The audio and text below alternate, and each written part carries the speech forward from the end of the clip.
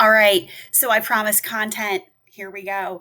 So today we're going to talk about why I live for timers, checklists, doorbells, visual cues, all these things in my classroom. Now, when I start this, you're going to be like, are you kidding me? I teach high school. I teach middle school. I assure you, these are things that middle schoolers and high schoolers need right now. Okay, so let's do a little quick think back.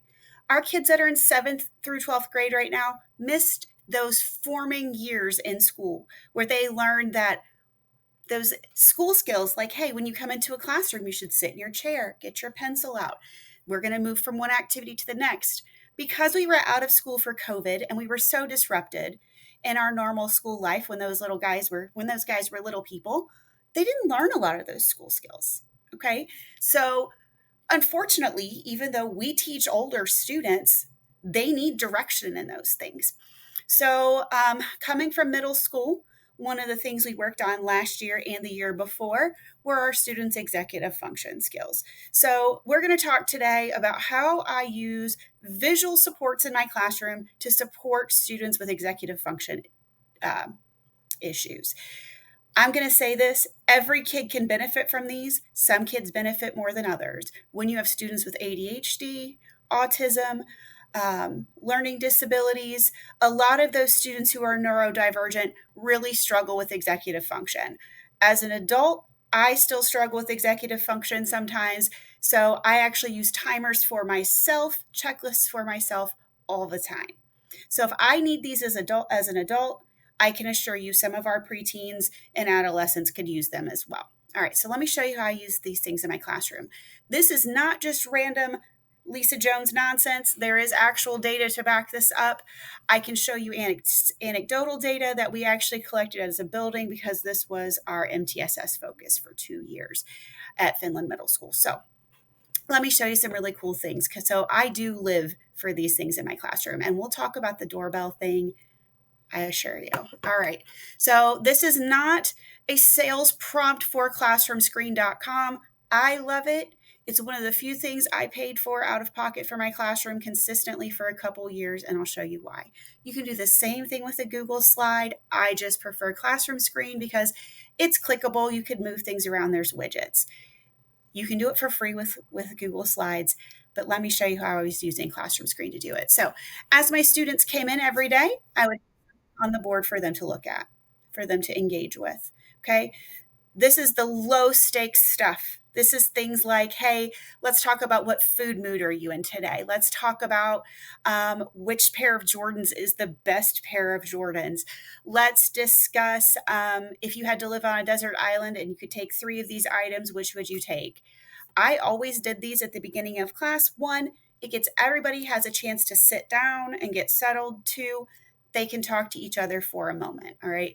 I live for memes and terrible jokes, so I would always throw a meme or a quote on here. These things come from, it's called First Five. They have a newsletter they email you every day with primary and secondary edition that has tons of this stuff. So for this one, I would give them 1 minute to think. Tick, tick, tick. 1 minute to think about it. All right. And then discuss. And we might do a poll. I might have them get up and talk to a friend, whatever. I want them to take that minute to kind of decompress from the craziness of class change. Okay. So once we've done that, the next thing we would do, and this is building wide for the most part, is we would put up something on the board that had what they needed for class. Now, a lot of teachers have this up immediately, so the kids don't have to get back up.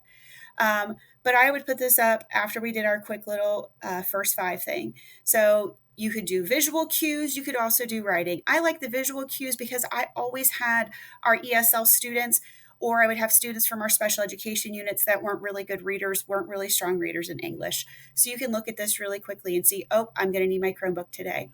Oh, we're not using our phones today. What time is it? What day is it? What's my learning objective? Because we know the students learn so much more when the objective is posted. And then a timer. And so what I would do is set the timer for however much time they need. Usually I start with more time and cut it down as the year goes on. And it's also based on what they actually need. If they need a pencil, it's going to be a little more time because some of us are going to have to sharpen. So set the timer. Guys, you have 2 minutes to get your things ready. When that timer goes off, I'm starting class with or without you. If your building does PBIS points, class equity, any of those types of things, you can absolutely do points for the kids being ready when that timer goes off. You could do whole class points if everyone's ready when the timer goes off. All right, so this gets everybody has their things out. The expectation is you know what you need, you're ready to go for class. You can shorten this time. You could even make it a competition between your classes. Which class today is going to be the fastest getting ready? All right. Then we would always do a journal. You can embed your Google slides in here. So I embed my Google slides in here. Here's their journal for today. This is a widget where it tells them like queuing of, are we working together? Are we working independently? What's the volume level supposed to be? And then again, the timer. I like this style of timer because as the time runs out, the circle gets smaller. So the kids can just really quickly glance as the time runs down to see how much they have left. It also turns red as you get closer to the end of the time. But here's what I love the most about this. Here's what I like the most about this is that once class starts and we're in independent work time, this is their to-do board. So they've got the checklist of things we're doing today. Usually I have that on the first slide too, where they're getting their supplies out. This is just as much for me as it is for the kids. So I know what we're doing in class today and my brain doesn't go sideways and we go off on a tangent.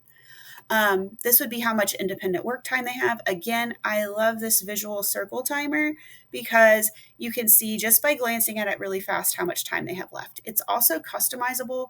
You can change, like you can make it repeat, you can change the sound, you can change the color. There's all kinds of things you can do with it.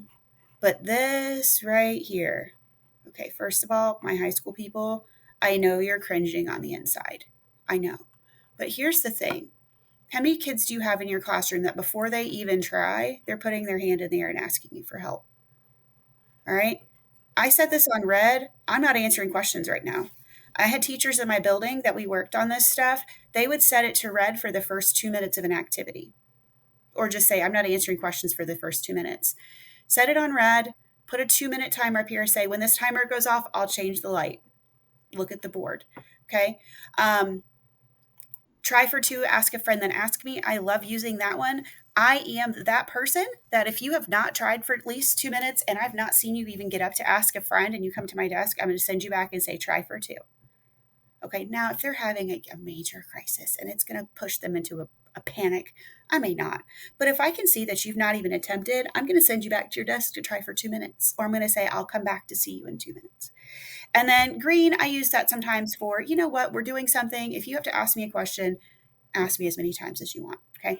This really quick visual on the board is really simple. Now, again, maybe if you teach 11th and 12th grade, you don't need it, but our 7th through probably 10th graders can use this structure because again, so many of them immediately the hand goes up. They don't even try before they hands up. So this gives them a cue of like, oh man, I have to go back and try for two. Just this quick reminder of ask a neighbor, like what are some things, what's my expectation for the volume? Are we whispering? Are we silent? It's a visual cue. You can see it. The other thing that's very cool on here, and my kids really liked it, but you have to give them a chance to play with it, is there is let me see if I can find it. There's dice. There's all kinds of fun widgets, but one of our favorites was the sound level monitor. Okay, hang on.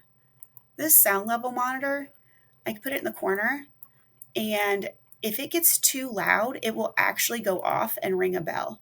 You can set it custom. So like if the microphone is at my desk, I always set it really low because I'm kind of a loudmouth. But you can set it, and once these kids get into like the threshold of the red and they're too loud, you can see I'm pretty loud. I'm getting pretty close to the red right here. It dings at them, and it'll track how many times it dings. So the first time I've used this, the first few times you use it, the kids are going to be like clapping. They're going to yell just to see if they can set it off. That was a lot of fun. Again, it feels really primary, but it's not. So having that timer to help them manage time is a huge piece. Having this checklist on the board and redirecting them to the checklist, like, okay, you finished your keychain assignment. What is the next thing on the list you should be doing? All right. Those things are big helps for students who do not have those executive function skills to manage their own time, to see what they need, to see what they need to do next. All right. They're big helps for the teachers that have executive function dysregulation as well. Um, this down here is going to be my links. So if I'm linking to stuff that I'm going to use in class, they're already down here. They're ready to go. So the nice thing about Classroom Screen is that you can actually have as many screens set up as you want. So you can see this is all my templates for that class. I just would drag and drop them to what I was doing that day and save them. So different projects, like if I had kids moving, this was a fun one. I liked this one. Let me see here. So if I had kids that were, I could track where they were on assignments based on my teacher checks they had. Lots of different things you can do with it. Let's talk about the doorbell. Okay, so I live for timers, I live for checklists.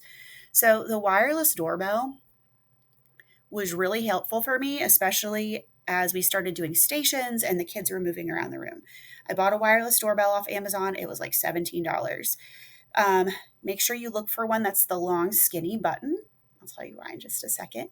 Because I am notorious for setting things down and misplacing them. So if you get the long, skinny button, you get the mini hand sanitizer holder from Bath and Body Works, the little silicone thing. That little button will fit inside the silicone Bath and Body Works hand sanitizer holder, and then you can put it on a lanyard, you can put it on a keychain, then you're not leaving the button laying around. All right, so here's how we use the doorbell, the wireless doorbell. If I'm changing stations and my students are kind of loud, hit the doorbell. Okay, guys, rotate. Doorbell, rotate. Doorbell, time's up. The other thing is they hear that doorbell. Hey, it's time to be quiet. Mrs. Jones is going to give us directions. All right. That's better than me having 30, 25, 30 kids in my classroom. They're all working. They're all busy. Nothing bad is going on. It's just loud. I don't like yelling over top of that. All right. And so to get their attention, especially if they're in all different places in my classroom, using that wireless doorbell is a great attention getter. It doesn't feel as primary as, the old school 1, 2, 3, clap with me or say my name if you can hear my voice, whatever. I hate those. I do them just to be cringy and annoying to my children. But having that wireless doorbell that you can hit ding and go, and the kids hear it and they know, oh, time for directions, has been really helpful. So hopefully you found one thing in this video that would help you out. Timers, checklists, doorbells. They seem so simple, but I can assure you they could be a game changer. Have a great day. Don't forget to hit that like and subscribe button.